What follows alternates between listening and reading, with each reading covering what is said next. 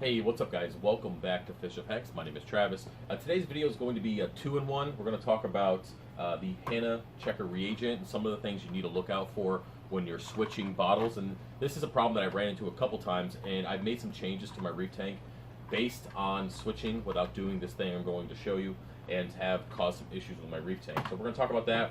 I'm also going to show you guys some new stuff that I made here with a 3D printer for these vials for the Hanna checker. There's two different versions, and I figured I'd put it in one video just for the sake of not having to make another video today. So first things first, when it comes to Hanna checker reagent, they are of course by the lot number. I don't know if you're gonna be able to see it here. There's probably not a ton of light, but they come in, they're made by the lot, okay? So that's gonna be blurry, sorry about that. So there's a good chance that they might not be the same. You know, different lots have only a certain amount of bottles they can make. And the thing that I've ran into in the past is, say this one, we're going to do some tests here in a second, but say you test 8.5, that's what you've been testing with this whole bottle. That's what you've been trying to keep your reef tank at, 8.5, that's what I want. And then you come in here and you open up a new bottle, or a new reagent container, or whatever the hell you want to call it, and it's of course a different lot number, so then you're getting a different reading.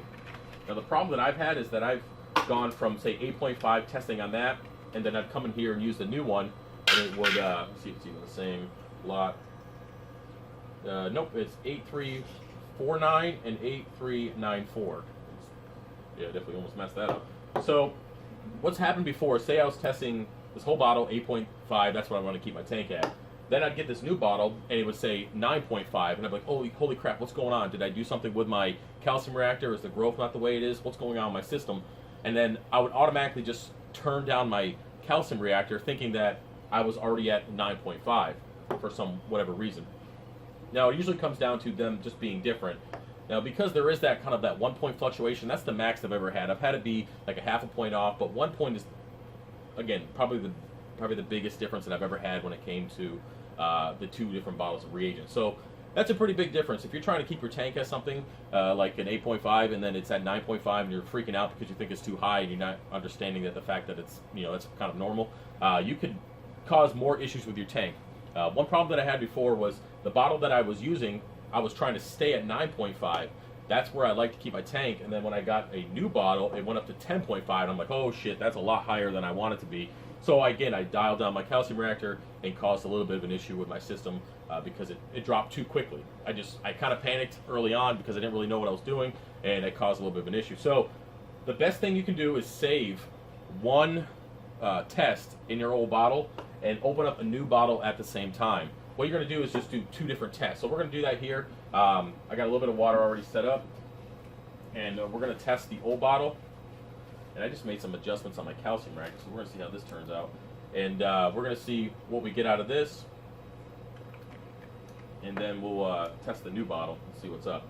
But yeah, so I learned the hard way. I've had a couple other people have the same situation, and it kind of freaks you out. But then again, you got to understand, these are hobby grade tests.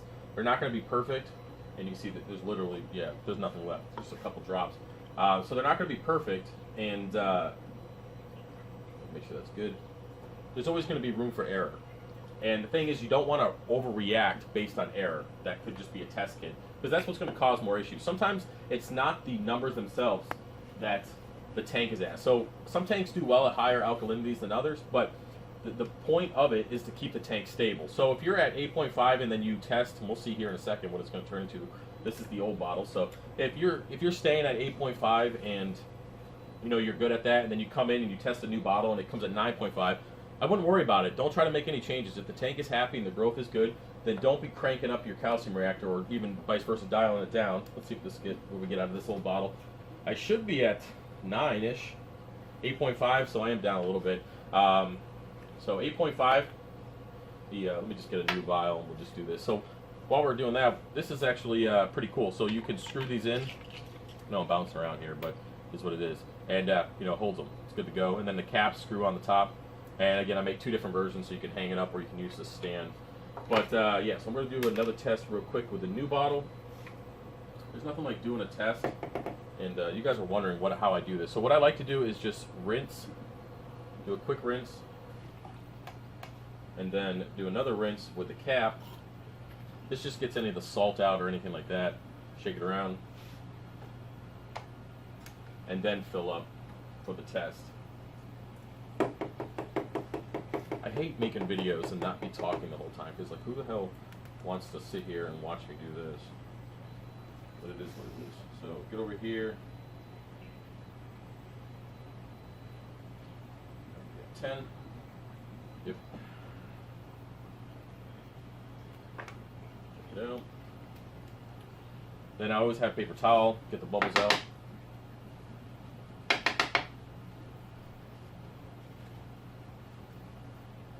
Get the smudges.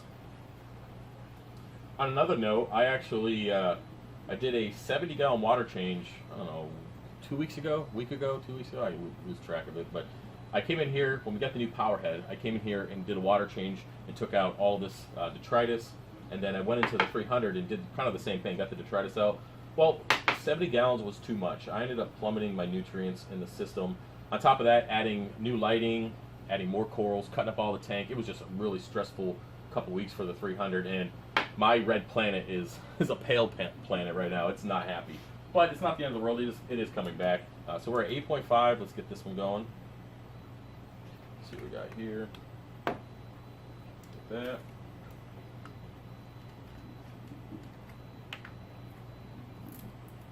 Oh, there we go. Sometimes it doesn't peel off. So this.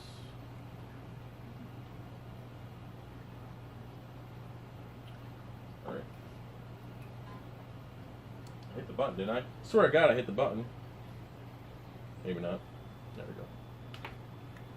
go. Hopefully you guys enjoy me mumbling over here. I might fast forward this. Who knows? I don't know. I don't really care. All right, let's get this one in there. No smudges. So let's see what this new bottle is at. And you guys, we already went over the lot numbers. Please be 8.5. Shit. And it was. Awesome. 8.5. So I got lucky. Good.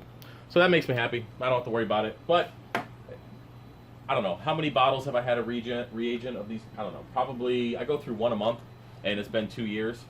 So, you know, what, 24 bottles. And I will say that it's only been different probably, I don't know, 25% of the time. And I've made changes every single time it's happened, at least up until the last time when I was like, okay, there's something going on here. But, yeah, so that's good. I'm glad that it's 8.5, and I don't have to worry about anything. That makes me happy. So, hopefully this video, since I'm not done yet, but hopefully this video can help you out a little bit, and it's not too boring. Okay. All right, so that's good. And then now that they're wet, actually I probably should show you the other one. Put them in here, and there's screw holes for this shit. So actually, you know something? Let me just talk about this now. Okay, so these are the two versions that I came up with. If you follow me on Instagram, you know what the hell's going on. So this is made from a 3D printer. Okay, screw holes for not only the vials, but for the caps. This version has two holes ready to go, so you can just, you know, put it there. That's where it was originally before I just did it. And then this one, same thing, same concept. Holes through here so the caps can drain, and then of course it just sits right there. Now it's just in black and red right now. I'm gonna get some other filament colors, but that's pretty much my theme on my printer, so that's what I have for filament. Now it is made out of PLA. I might do ABS if people request it. Since it's not going in a tank, it doesn't need to be ABS or PETG, so that works out just fine. So if you're interested in them, they are on the website. They're relatively cheap. I think this one's like 10 bucks, and then this one's like 13. This one takes 10.5 hours to make.